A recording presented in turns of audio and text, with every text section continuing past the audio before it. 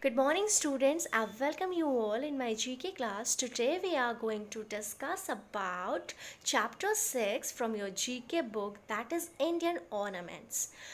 In the picture you all can see different kinds of jewelries. So in ornament we are basically going to talk about jewelries, okay?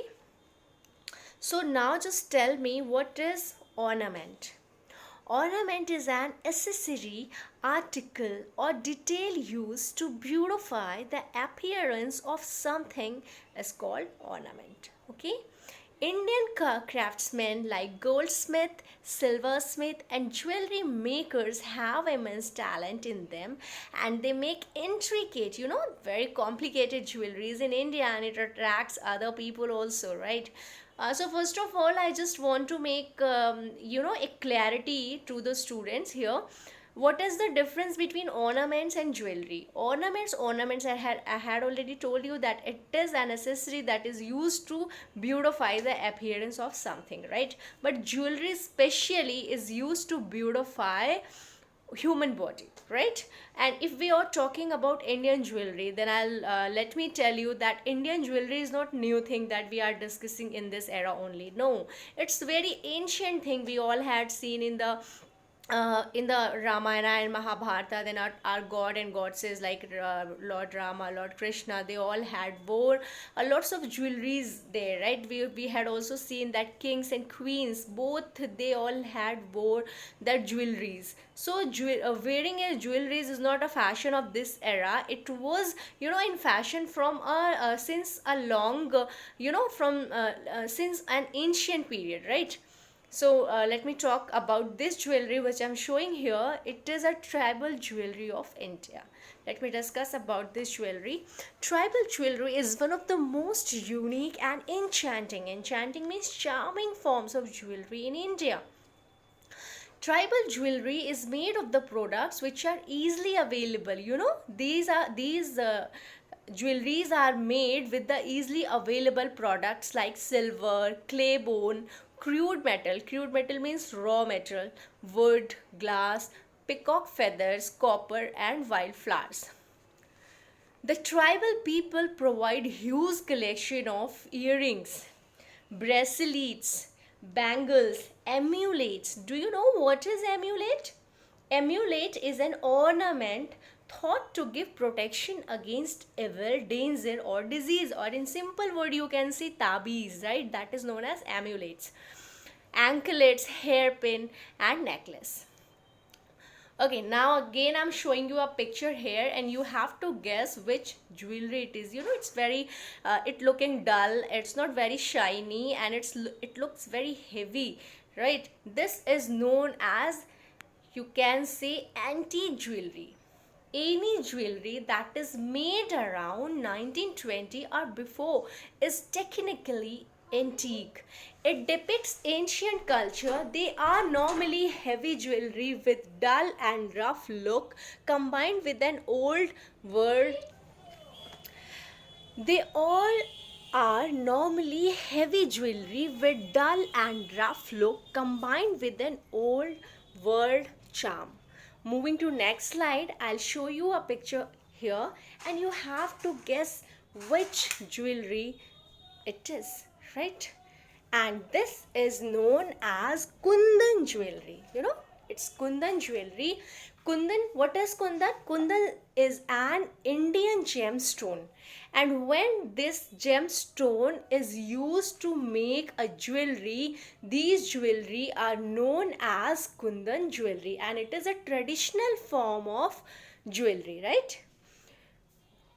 It is a set with a gold foil. Foil means it's a metal sheet. It can be gold also, it can be silver also, it can be bronze also, right? So it's a foil between the stones, and its mount means it's organized, or it is setted with that to look elaborate, right? To look attractive. The method is believed to have originated in Mughals era. If you are whenever you just going to purchase that Kundan jewelry and you are thinking that these jewelries are belong to only this era, no, it's wrong. This one is believed to have originated in Mughal era and the royal courts of Rajasthan and Gujarat also. It is one of the older form of jewelry made and worn in India. I'm showing a picture again. You have to guess which jewelry it is. This is known as filigree. What is filigree? Filigree is a delicate embellishment in which fine, palleable means flexible threads of precious metal, usually of gold and silver, made with tiny beads or twisted threads. Here, metals, flexible metals are used and they are twisted, they are created in a thread, and beautiful designs are given by the craftsmen or both in combination, soldered together. Metals are joined here with the you can say melted metals are joined and they just convert it into a beautiful jewelry. It is a popular Indian and other Asian metal work. It's not popular only in India, in Asia also. It is very detailed. You can see in the picture, it's very detailed. Moving to next slide. Yeah, this one. You have to just guess which jewelry it is. This one is known as Meenakari jewelry. And this one is extremely popular enamel art in India, which involves embellishing the surface of gold and beautiful colors to enhance its radiance. Beautiful colors are used to enhance, to beautify the beauty of this jewelry. The craft reached its peak in Iran during the 18th and 19th century.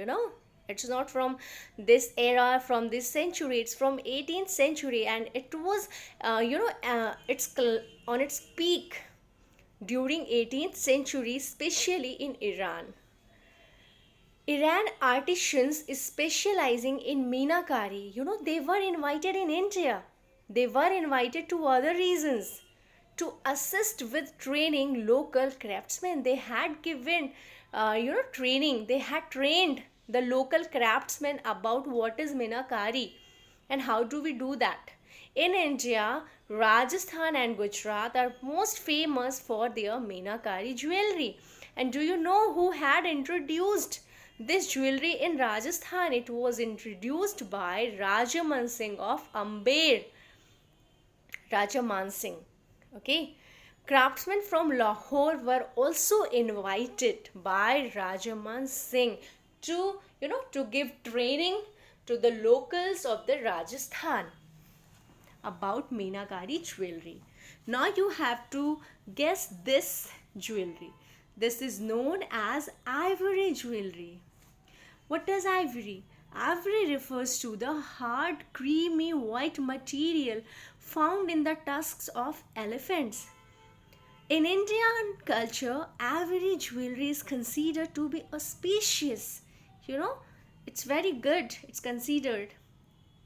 In fact, in traditional India, trailing back to the Vedic period, people used boxes, statues, necklaces, bangles, etc.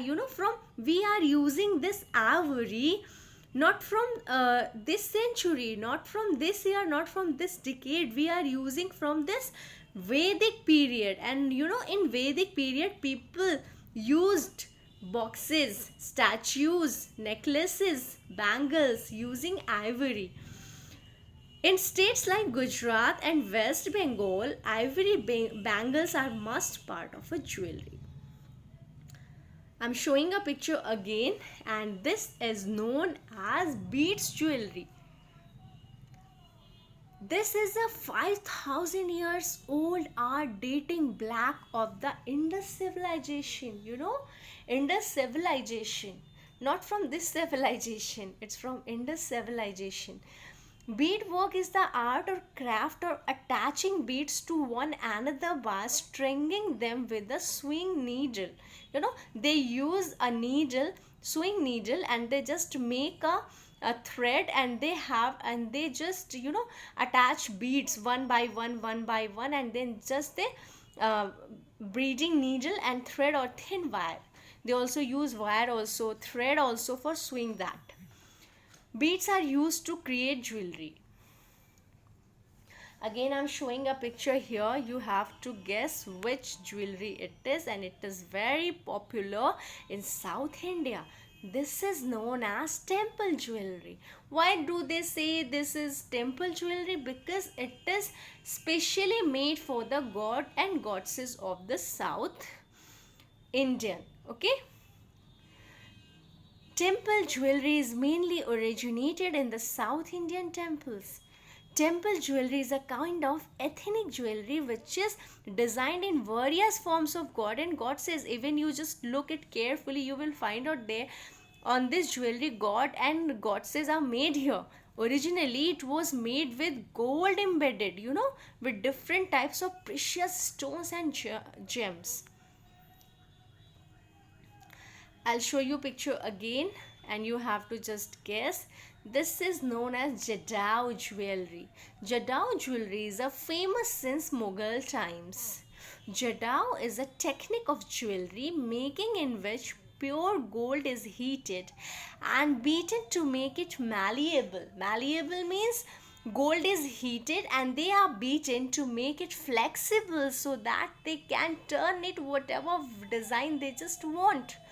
It is then turned into a frame onto which precious stones are studded.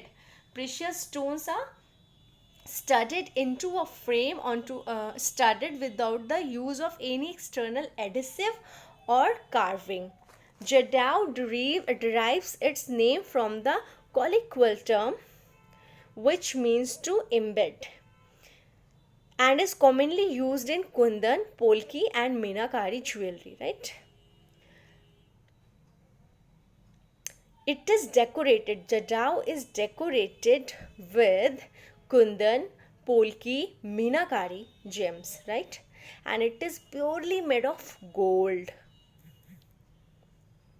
I'll show you a picture again here. You can see this is known as Pachikam jewelry.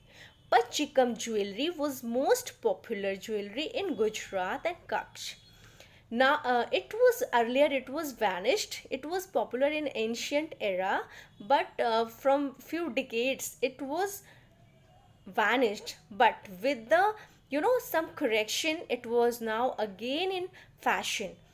Pachikam jewelry is a prime example of Indian jewelry and the craft heritage that has been revived in recent time. Albeit means although with slight changes, there are slight changes in that jewelry, and now people are just purchasing this jewelry. Now again this jewelry is in fashion. I'll show you a picture again. This is known as wedding jewelry. Wedding jewelry, as it is clear by the name of the wedding, it is used generally in while a bride is going to be a girl is going to be a bride, right? And it's a very personal gift that recalls the common love and connects the wife and husband in a unique way. Wedding jewelry, every bride wants to look radiantly beautiful at her wedding. That's why they just use a jewelry that is very radiant, very shiny, and very heavy also. It looks just it it creates a heavy look. Traditional design still preferred for bridal jewelry. Now you all have a assignment. You have to just find out, you have to explore more Indian ornaments, and you have to submit your assignment only today on Google Classroom. Is it clear to all? So thanks for watching. Bye.